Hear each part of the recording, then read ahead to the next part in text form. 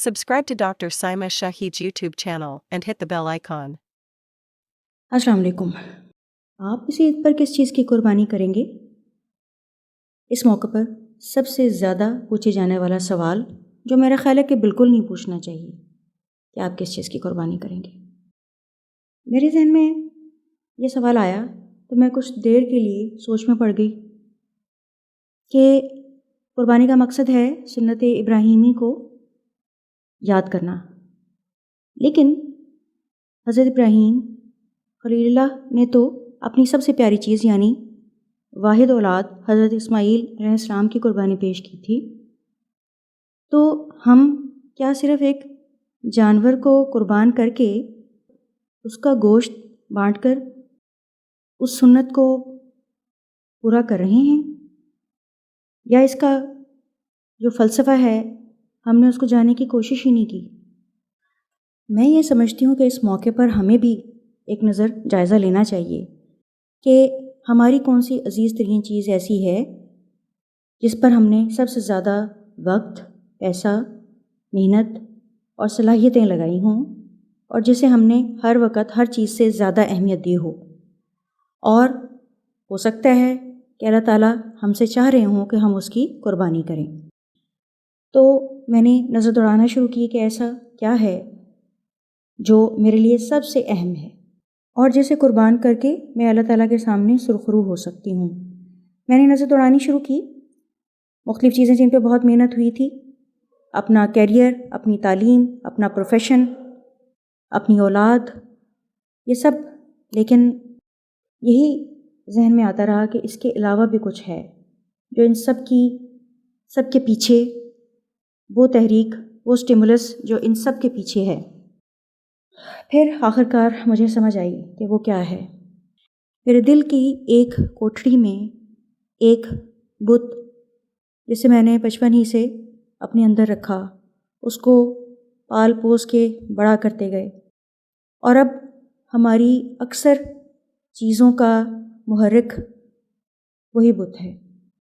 یہ نفس امارہ کا بت ہے، یعنی وہ نفس کی قسم جو ہمارے اندر برائی کو ابھارتی ہے اور جو انسانی خوبیاں کم کر کے اس کو حیوانیت کی طرف لے کے جاتی ہے. اب تک جو کچھ بھی حاصل کرنے کی چاہ تھی یا اس کی تحریک تھی، دیکھا جائے تو وہ اسی کی پیدا کرتا تھی، اور انہی خواہشات کو پورا کرتے کرتے پہلے ضروریات کی تکمیل، پھر سہولیات کا سفر، پھر تعیشیات کا سفر جو کبھی ختم ہونے والا نہیں ہے، اور اس کے پیچھے دوڑتے دوڑتے ہم مادیت پرستی کے اس گڑھے میں جا گرتے ہیں جہاں سے نکلنا ازحد مشکل ہوتا ہے. اس کی بت پرستی ہم نماز، روزہ، حج، عمرہ کے دوران بھی کرتے رہتے ہیں.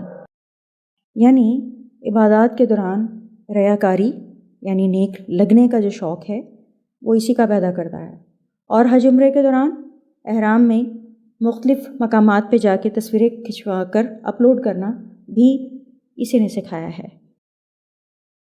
ہمارے روزمرہ کے رویوں میں جیسے پیر صاحب نے جو رزق میں برکت کے لیے تسبیح بتائی ہے الرزاق کی، وہ ہم کرتے ہیں دن رات، لیکن اس کے باوجود کہتے نظر آتے ہیں کہ جھوٹ کے بغیر کہاں کاروبار چلتا ہے، کہاں گزارا ہوتا ہے اس معاشرے میں. جب تک جھوٹ بول کر لوگوں کو خوش نہ رکھو تو نوکری کہاں چلے گی. بس یہ کیا کریں، اس مہنگائی میں آخر بچوں کا پیٹ بھی تو پالنا ہے.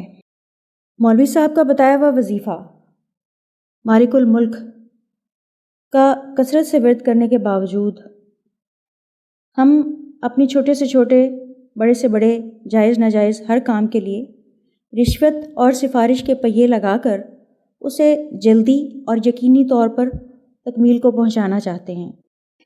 نفس کے اس بت نے ہمارے ذہنوں میں جو یہ بات ڈال رکھی ہے کہ ہم رازق اور مالک الملک کے ہوتے ہوئے بھی بھوک سے مر جائیں گے، اور اس کے لیے ہمیں ایفرٹ کرنی ہے. دھوکہ، وعدہ خلافی، چوری، بے ایمانی ہمارے لیے اس لیے حلال قرار دے دی گئی ہے کیونکہ مجبوری میں تو حرام بھی حلال ہو جاتا ہے. ہمارے انفرادی رویے بھی ظلم سے شروع ہو کر ظلم پر ختم ہو جاتے ہیں.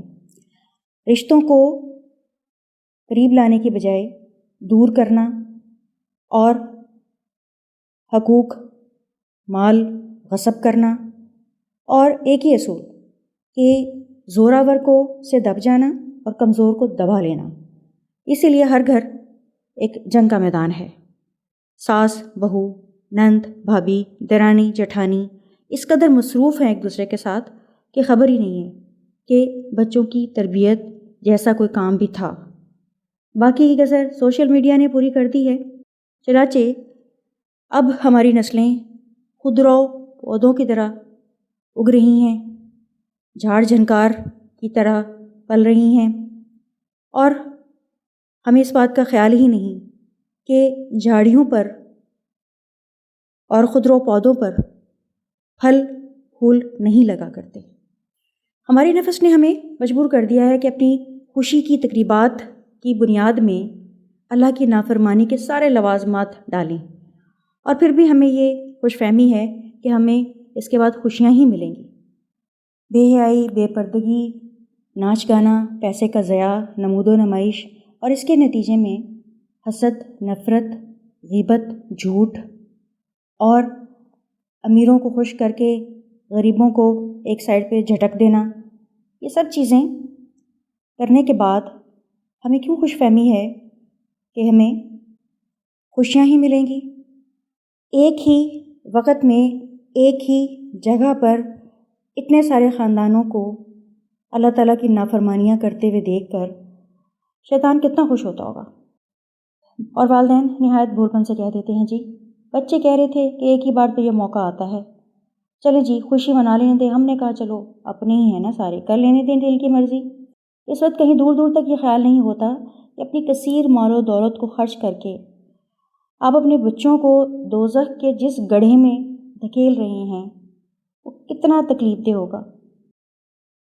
یہ نفس امارہ ہمیں جہنم کی طرف لے کے جا رہا ہے، اور ہمیں خبر تک نہیں، ہم اس کو راضی کرتے کرتے کرتے اپنی زندگیاں مشکل بنا چکے ہیں۔ اسی نفس امارہ کی ایجادات ہیں یہ ڈائلاگ، کہیں معاشرے میں ناک نہ کٹ جائے، کہیں عزت کا جنازہ نہ نکل جائے۔ وہ ناک جس کو کٹنے سے بچانے کے لیے اللہ کو ناراض کر دیا جائے، اس سے تو بہتر ہے کہ اس کو پہلے سٹیپ پر ہی کٹوا دیا جائے۔ اور جہاں تک عزت کے جنازے کا تعلق ہے، تو وہ عزت جس کو زندہ رکھنے کے لیے ہم اللہ کے سامنے بے عزت ہونے کا چانس لے رہے ہیں، اس کا جنازہ تو خود دھوم دھام سے نکال دینا چاہیے۔ آئیے اس عید پر اس بت کو توڑ ڈالیں، اللہ کی رضا کے لیے قربان کر دیں، اور اپنے دل کو پاک صاف کر لیں اللہ کے لیے۔ اس کو خوب چمکائیں، صاف شفاف کریں، اور تاکہ ہم اللہ کو یہاں مہمان کر سکیں۔ اس قربانی کے لیے صاحب نصاب ہونے کی ضرورت نہیں ہے۔ یہ قربانی ہر شخص اپنے گھر میں بیٹھے بیٹھے کسی پیسے کو خرچ کیے بغیر، چھوٹا بڑا امیر غریب، یہ قربانی سب کر سکتے ہیں، اور یقین رکھیں کہ اللہ تعالیٰ کو یہ قربانی بہت پسند آئے گی انشاءاللہ۔